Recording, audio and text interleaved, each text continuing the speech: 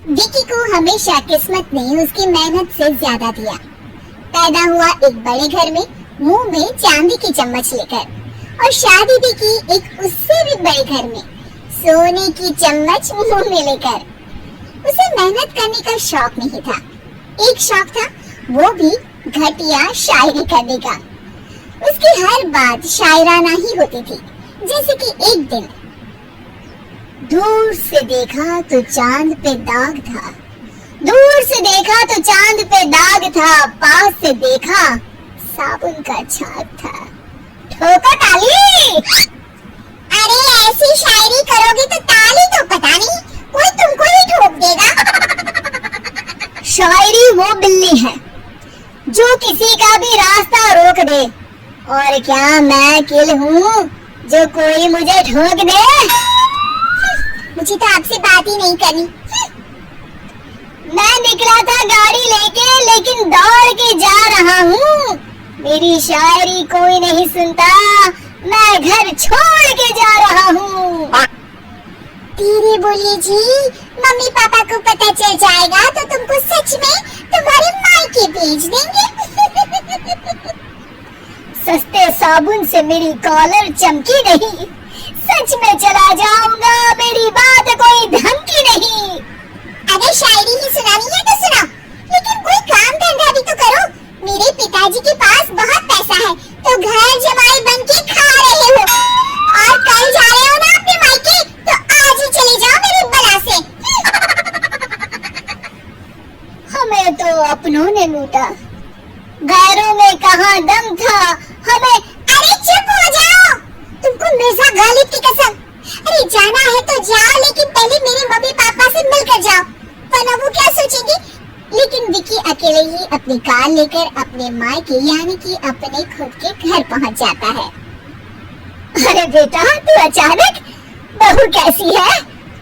अरे माँ, बहू तो बिल्कुल बदल गई है, मुर्गी हाथ से निकल गई है। अरे क्या हुआ बेटा? उसकी आती नहीं है, मेरी जाती नहीं है। मैं करता हूँ शायरी, उसे भाती नहीं है। मेरे पास उसका फोन आया था बेटा, सही कह रही है वो। तुमको काम करना चाहिए, तभी तो इज्जत मिलेगी। घर जमाई बनके सास ससुर के पैसों पर कब तक ऐश उड़ाते रहोगे? मेरी जिंदगी में हर तरफ से उंगली हो रही है, फोन पर मेरी चुगली हो रही है। अरे चुगली नहीं कर रही थी बहू, वो तेरा भला चाहती है बेटा। सूखे हुए कपड़े को भी गीला कह रहे हैं लोग, चुगली करने को मेरा भला कह रहे हैं लोग। ठोको ताली। ये सुन के माँ अपने हाथ से अपना सर पीट लेती है। अरे माँ, ताली की जगह माथा क्यों ठोक रही हो? बेटा तू ना आराम कर, तेरे पिताजी भी आने वाले हैं, खाना लगा देती हूँ।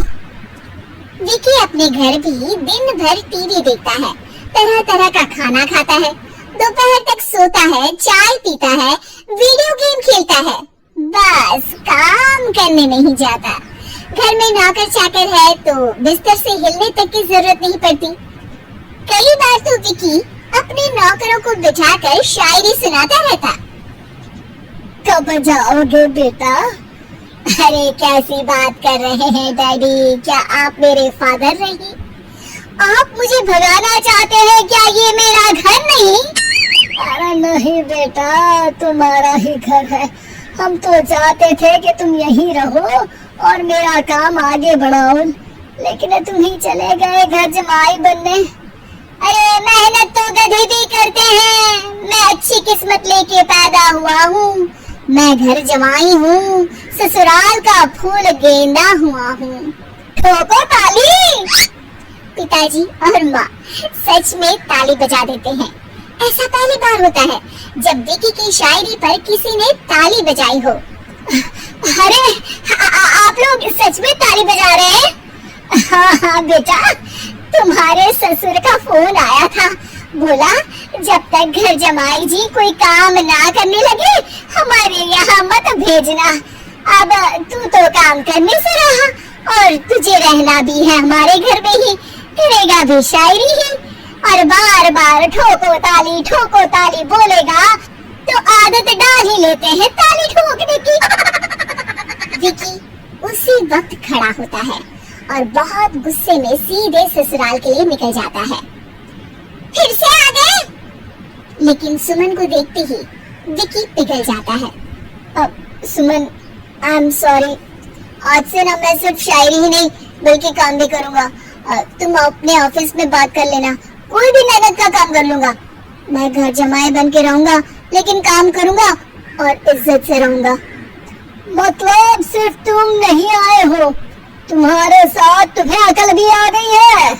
मैं अपने कारखाने का मैनेजर बनाता हूँ तुमको, कल से मेरे साथ चलना वहाँ। थैंक यू ससुर जी। थैंक यू से काम नहीं चलेगा, एक शायरी सुनानी पड़ेगी। जरूर। ससुर के पास पैसा होते भी मेहनत जिसको भाई है वही सच्चा दामाद है, वही अच्छा घर जमाई है। ठोको ताली। सब विकी की शायरी पर ताली ठोक देते हैं। शिक्षा, जब किस्मत आपको बहुत सारा दे दे तो उसकी कद्र करनी चाहिए और मेहनत करना कभी नहीं भूलना चाहिए।